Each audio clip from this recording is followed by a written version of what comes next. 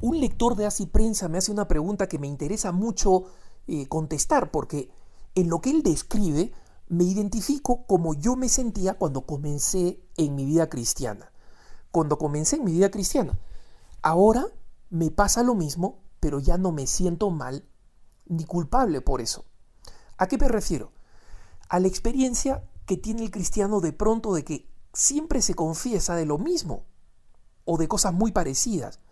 Y en consecuencia, no es raro que comience a venir una cierta sensación de frustración frente al sacramento de la confesión y uno diga, ¿para qué me voy a volver a confesar si es que la confesión supone el propósito de enmienda y yo me confieso siempre de lo mismo y no estoy cambiando? Bueno, esta forma de pensar, que es bastante frecuente, es sin embargo una forma de pensar extremadamente equivocada, sobre todo cuando lleva a la persona a la conclusión más errada y peligrosa de todas, que es, bueno, si yo no cambio y siempre me confieso de lo mismo, mejor me dejo de confesar. Y comienzan a dudar de la misericordia de Dios, lo cual es una locura y una insensatez, y voy a explicar por qué. Pero primero explico por qué la lógica de creer que nosotros no deberíamos confesarnos de los mismos pecados y creer que eso significa que nuestro propósito de enmienda no es verdadero, es una lógica equivocada. Veámosla abordando la lógica contraria. Supongamos que una persona se confiesa de uno de los 10 mandamientos o de uno de los 7 pecados capitales, cualquiera de los 7 pecados capitales. Entonces, esta persona se confiesa del primer pecado capital, gula. Muy bien. La persona resulta que ya no es una persona que siempre se confiesa de los mismos pecados. Entonces, después de que se deja de confesar de gula, ya no se confiesa de gula, se confiesa de lujuria. Después de que no se confiesa de lujuria, deja de confesarse de lujuria, se comienza a confesar de pereza. Después de confesarse de pereza, se comienza a confesar de ira. Después deja de confesarse de ira, se comienza a confesar de soberbia. Después de soberbia se comienza a confesar de envidia y así sucesivamente. Entonces llega un momento en que la persona, si ya no se confiesa de los mismos pecados, en 7 semanas se ha confesado de 7 pecados distintos, pero ya no ha vuelto a confesarse de los anteriores, porque si no, eso sería volver a repetir, ¿no es cierto? Una persona que se confiesa del pecado 1, 2 y 3, y después otra vez del 1, 2 y 3, y después otra vez del 1, 2 y 3, aunque varíe por semana, se sigue confesando de lo mismo.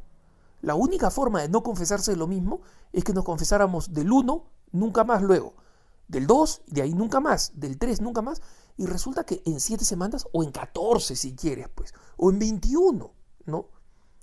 Ya no tienes más pecados que confesarte, se acabó la confesión en tu vida.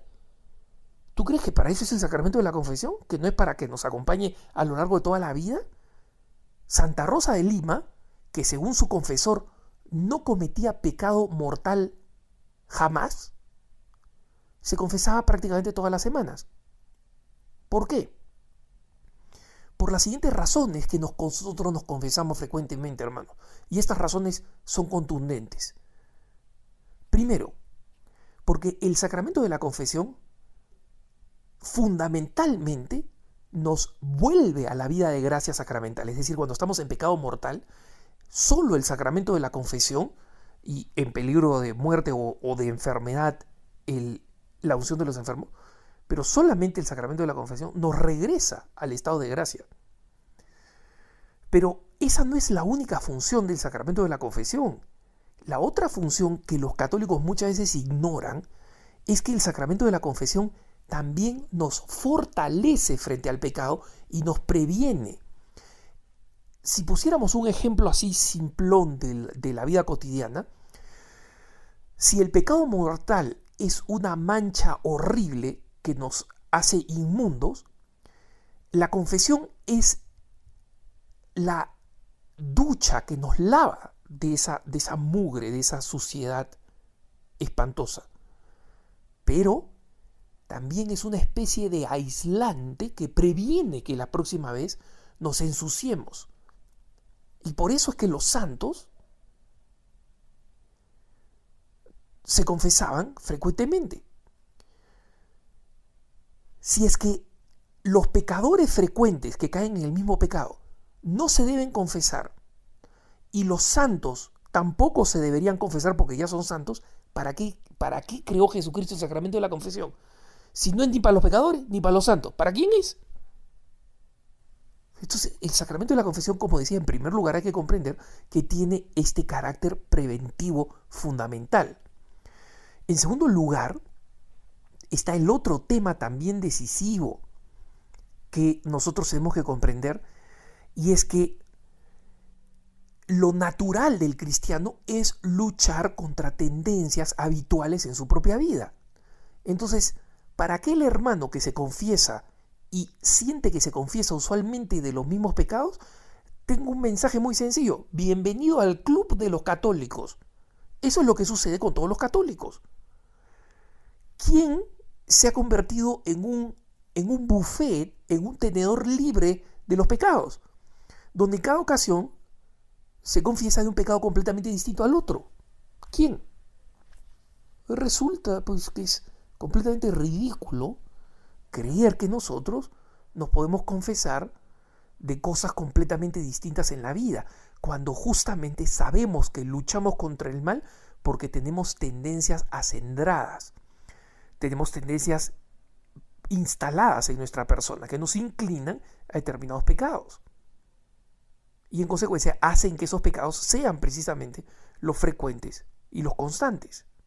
Y que en consecuencia nos confesemos de los mismos pecados.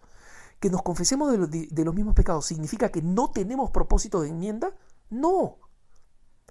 El propósito de enmienda es justamente el firme deseo de nunca más pecar. Pero eso no significa que la naturaleza humana frágil no vuelva a caer. Y tampoco significa el hecho de que nos confesemos frecuentemente que no estemos creciendo en la vida espiritual. Porque en el hecho de confesarnos frecuentemente de los mismos pecados, nosotros vamos notando que va decayendo la irascibilidad, que va decayendo la lujuria, que va decayendo la gula, que va decayendo la envidia, que va decayendo cualquiera que sean nuestros pecados, en su gravedad, en su frecuencia, y en consecuencia nos confesamos de lo mismo, sí, pero no nos confesamos de la misma forma, porque las cosas van paulatinamente cambiando. La tercera gran razón es que la confesión es precisamente la demostración de la misericordia de Dios. El lector de Así Prensa me decía: conozco a alguien que porque siempre se confesaba de lo mismo, cae en la desesperación, cae en la desesperanza y se deja de confesar y luego comienza a desconfiar de la misericordia de Dios. No, la cosa es al revés. Porque comenzó a desconfiar de la misericordia de Dios es que dejó de confesarse. Justamente la demostración de la misericordia de Dios es el sacramento de la confesión. ¿Por qué nos ha puesto sacerdotes que estén cerca de nosotros? Y cuando no están cerca, la iglesia nos dice: oren para que haya más obreros, más trabajadores para la mies. ¿Por qué queremos más vocaciones sacerdotales? ¿Por qué queremos más sacerdotes? Porque esos sacerdotes tienen que confesarse, tienen que darnos los sacramentos de la salvación, entre ellos el sacramento de la confesión. Justamente Jesucristo quiere que esos sacramentos estén a nuestro alcance, que esos sacramentos estén alrededor de nosotros, estén al alcance de nuestra mano. Y esa es la forma precisamente como el Señor las hace accesibles a nuestra mano. Y nos los permanentemente presenta para que nosotros podamos acceder a ellos. Para alguien que dice: ya desconfío de la misericordia de Dios, hay que decirle: ahí está el sacramento de la confesión. Es que siempre me confieso de lo mismo. Justamente porque Dios sabía que te ibas a confesar de lo mismo, es que puso el sacramento de la confesión. ¿Qué sacerdote en su sano juicio te ha dicho alguna vez: oye, te sigues confesando de lo mismo? ¿Qué sacerdote? Si ese sacerdote también se confiesa de lo mismo cuando va a confesarse con otro sacerdote. Entonces es importante que comprendamos justamente esta tendencia que tenemos los cristianos, porque somos seres humanos, a caer, y este amor infalible de Dios que a través del sacramento de la confesión una y otra vez nos vuelve a levantar. Que tengas un buen día.